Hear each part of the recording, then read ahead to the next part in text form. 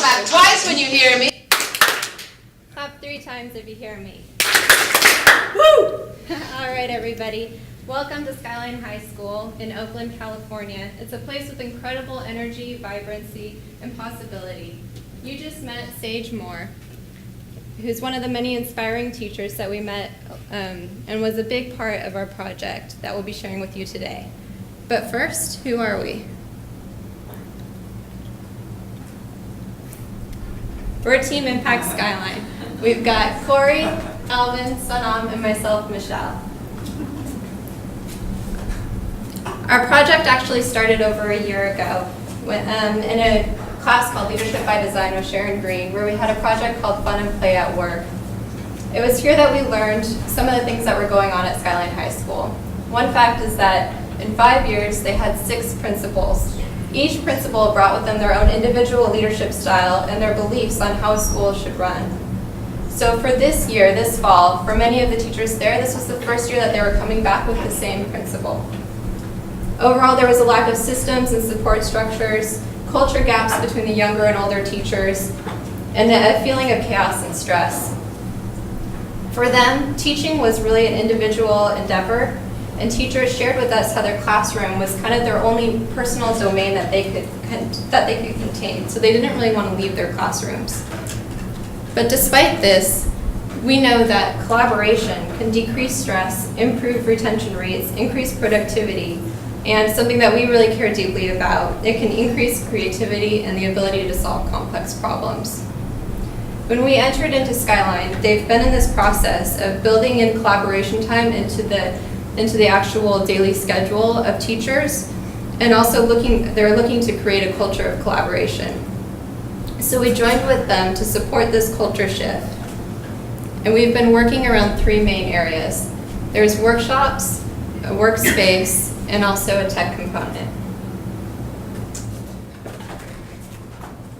I'm Corey. I'm going to talk a little bit about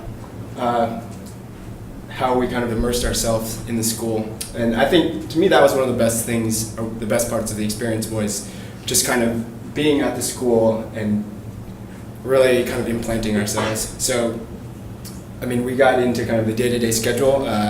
We attended meetings with the teachers. We tried the food.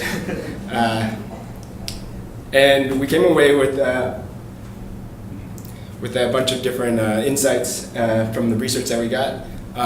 And those insights kind of came in 2 forms. There was kind of general functional ones about how the school worked, and also ones where we tried to determine or tried to figure out some of the underlying motivations of what it's like to be a teacher, or why you might want to be a teacher, or why the Skyline teachers specifically were there and what they were doing. So some of the insights we had were that the teachers tended to stay in their classrooms the entire day. That included the lunch period. Even when they had scheduled meetings, they were still doing that in their rooms with other people. Other things, let's see, so the work groups, there were already existing work groups there. Obviously there are things like work groups among certain departments. They also had things called houses, which were groups of teachers that kind of supervised specific groups of students. So there were existing work groups, and in general, they tended to communicate asynchronously. So they weren't actually doing it in real time. They were using things like email, chat, Google Docs, Dropbox, those kinds of things. And a lot of the teachers, there were some teachers that had difficulty with that. They just didn't like using those things, or it was just not something that they were good with. And so they had to use workarounds in order to make that work. The points of interaction among teachers and admin were few. Those usually revolved around key places like the copy machine, mailbox, certainly some meetings, but the mailroom and photocopiers were kind of a cool insight that Sanam is going to talk about in a second. And then the last part was collaboration for them tended to mean information transfer. And that kind of meant that the meetings were just about sharing information and less around things like innovating or brainstorming or coming up with new ideas. So the interviews that we did, we tried to do in their rooms. We tried to do it in the place, in their domain. And the key, like I was saying earlier, was trying to understand kind of underlying motivations for collaborating or not collaborating, and just underlying motivations for being a teacher.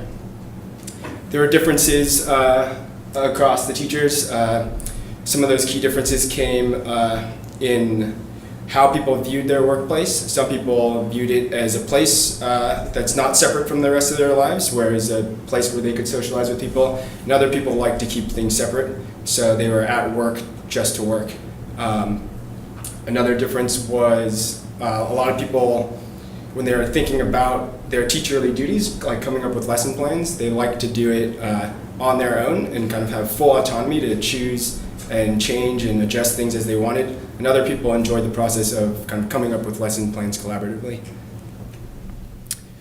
So coming away from that, one of our goals was to bring all these people together, these people with different motivations, and to bring them into one group and design a collaborative environment, and one that not only was collaborative, but also supported those individual motivations every step along the way. So like Michelle was saying, there were three main areas, and that was the workspace and tech and the workshops. And we were trying to use each of those steps to support each of those motivations from each person. But working in the room kind of on a really consistent basis allowed us to kind of form relationships with teachers. And that definitely helped inform our design process, but it also allowed us to see a lot of the day-to-day challenges that they face, things that kind of ate away at their time, and things that ultimately ate away at ours too. So we just wanted to take a minute to talk about some of the challenges that we had to face, just in case maybe next year's groupings are thinking about doing something in the educational realm. So their challenges kind of came in three groups. One was summer, and that was kind of to be expected. No matter what people say, it's going to be difficult to communicate with teachers and admin during the school year. There was supposed to be summer school, and that didn't happen. But in general, that just kind of pushed us on a tight deadline. And so one thing to prepare for is just to assume that you're not really going to be able to communicate very much with students or with teachers. Second one was just the general chaos of the school. Again, that might be to be expected, but might not be expected to the degree that you might think. Here's an example. 1 week, we were supposed to meet with an admin.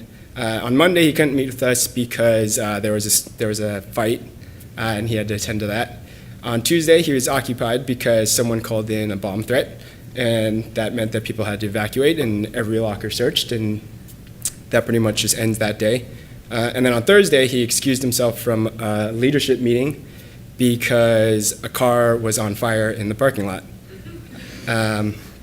Right, so all kinds of challenges. The last one was red tape. And personally, I thought we'd run into more trouble kind of getting approval for our ideas and what we wanted to do, but that actually wasn't where the red tape came in. We got into trouble mostly with executing things, and so things like painting the walls and washing the floors and trying to do these little things to build a room. That's what actually got us into trouble, because we got in trouble with labor unions, and ultimately we were kind of taking work away from people who would have actually probably not have done it otherwise, because that just wasn't part of their plans. So these are the kinds of challenges that we faced working at a school. They're all totally overcomable, and while there are certainly challenges, they also kind of indirectly tuned us into the teacher and admin experience, because those were challenges that they had to face too, and they have to face them on a daily basis.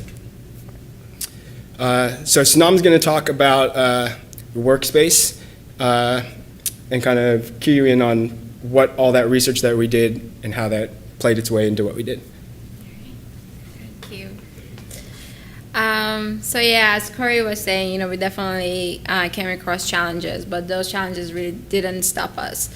It actually showed that how they really need these three elements of workshop, the space, and also the tech to really guide them through the everyday chaos that they're really facing. So the focal point of collaboration is actually a physical space for us. There needs to be a space so that their ideas get sparked and they start talking together and have conversations. We see the physical space as a representation of collaboration. In this room, they can sort of break away from day-to-day lives that they have in classrooms come to this space, that it's a lot more about them, and start talking and actually make things happen. Throughout the past days that we were at school and finishing up the rooms, we saw a lot of in spontaneous meetings and very fun interactions, and we have seen the attitudes are sort of changing, and now they're talking about let's do this. And here is... Traditionally, this room has been primarily about mailboxes and photocopiers. Teachers come in, they check their box, they make their photocopies, and they leave. They come in, they check their photocopies, and they leave. There's been furniture here in the past, but rarely does anyone ever spend any time in the room. Now that there's materials and there's spaces to write and to work and to talk, I really hope that teachers will really realize that they can use this space to have meetings and collaborate, rather than what we traditionally do, which is meeting in rooms and squeezing ourselves into little student desks. Right. I think that's the next big challenge is getting that ball rolling. So, you saw briefly a picture of the room, and you might ask, why that room? This is a picture of the before. This is a mail, their mailboxes and copy room for teachers. So we knew that they're going to come to this room every day for making copies and checking their mail. So that was the first step. Now we wanted to think about how to bring them more often into this space and actually create an environment that they want to work in. Beside interviewing, we wanted to engage teachers and bring them into conversation and better understand what kind of a workspace they imagine and they want. Not only to sort of check, see if we are in the right track, but also create a feeling of trust and something that this room is about them and their voices are heard. So we ran some sort of a co-design workshop with them and invited them to come into the room and share their ideas with us. So from there, we really felt that the energy is rising. Every day they would come to the room and excited to see the progress. And they told many times, they sort of thanked us and said that how much this is actually going to affect them. Not only it was important for us to be to create a comfortable room that was given, we wanted to sort of create a space that really helps them to share ideas. And one design aspect of it is the huge whiteboard wall. So it's very exciting for them to be able to share their ideas, starting the conversations, and see how it goes. The design elements actually became very important. We listened to them, how they sort of talk about different things that is happening in the room. One of it was the copy machines. From the beginning of the year, they mentioned that how the new copy machines are very slow. So we're okay, let's create some sort of a thing that, they sort of pass the challenges. And we created the thought bubbles, and they started writing. This is actually their word. The other elements in the room was about the mailboxes. How can we take the idea of the mailbox to the next level? How can they even start communicating through their mailboxes in a fun way? So we created a small badges, acrylic badges that they can write messages and sort of attach to their mailbox. So we're hoping that these ideas or this fun and play and this kind of environment help them to sort of think differently about the challenges that they face and start making things happen. Thank you, Sanam. So what we've realized through this was that there's this immense sort of latent collaboration energy built up here, and all that was missing was this one focal point to let it be released. So, we have this room here, which is our container for collaboration, right? We had teams coming in, meeting, spontaneous meetings, like Sanam said, and unexpected encounters, teachers who haven't seen each other for months because they're staying in their rooms. So wow, where have you been? It was amazing. And as Corey mentioned, we have these fringe groups, the kind of cutting edge teachers, leveraging Google Docs, Google Apps, kind of doing asynchronous collaboration things. But how do we scale this up? How do we get more teachers doing this, especially the old school ones? How do we build these small group networks into networks and networks? Really blow this up and get everyone connected. So one thing we did was we implemented Yammer. Who's familiar with Yammer here? Anyone? Awesome, thanks, James. So it looks a lot like Facebook because that's pretty much what it is. Yammer is like a Twitter and Facebook for companies. So what we've done is repurpose this for teachers. We're piloting this with a small group of teachers to allow them to share questions, ask for help, and just say what's up. The goal ultimately for this is to be able to extend the reach of a single teacher, to be able to ask their immense network of 80 plus teachers of, hey, where do I find this form?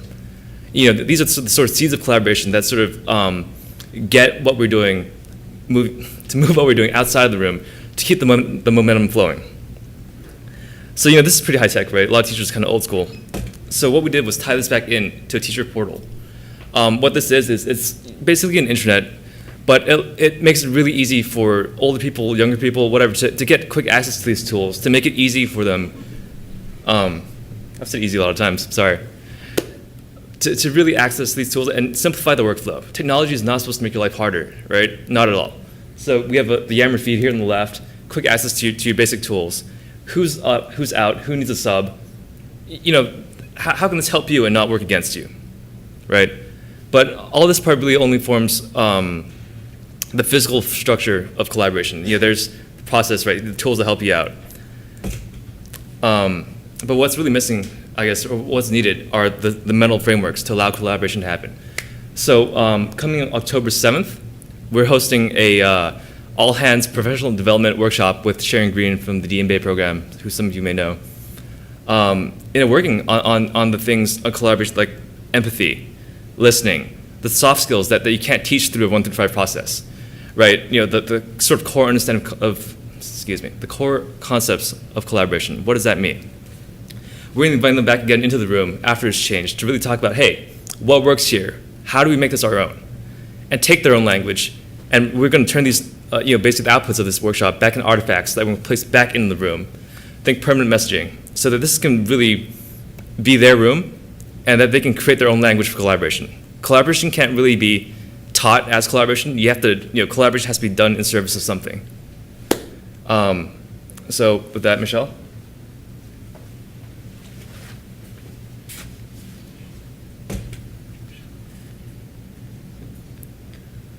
So what we've been working on with Skyline High School is really a culture shift that's going to take a lot of time and dedication. This is really just one piece in the beginning. In order to make this happen, it's also taken a great deal of dedication on our end. As Corey mentioned earlier, we found that we really needed to be at the school talking directly to people in order to have decisions be made, and then make sure that things weren't changing without us knowing, because we'd find that a decision would be made one week, and because of all the challenges, things would change so rapidly that we'd come back the next and it was no longer viable. In addition to our more structured interviews, we had a lot of interaction and casual conversations with the teachers, in particular while working on the room. We've needed to really become a part of the community at Skyline so that they feel like we're working with them as opposed to imposing decisions from the outside on them. We've been working to build on the foundation that they already have, and make sure that we create solutions that work for all of the teachers. Through these steps, we're working with the teachers at Skyline to plant the seeds for collaboration and to see how collaboration can be incredibly rewarding, help with everyday stresses, and improve student performance, something that they all care deeply about. We've been incredibly inspired by the energy at Skyline, and we can't wait to see what comes next.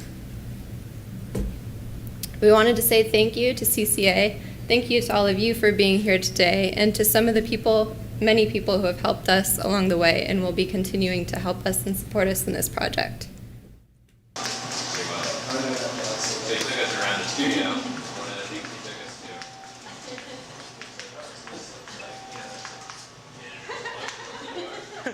we're excited to see what creative ideas come out next. Thank you. Thank you. Great, if we can have the lights up.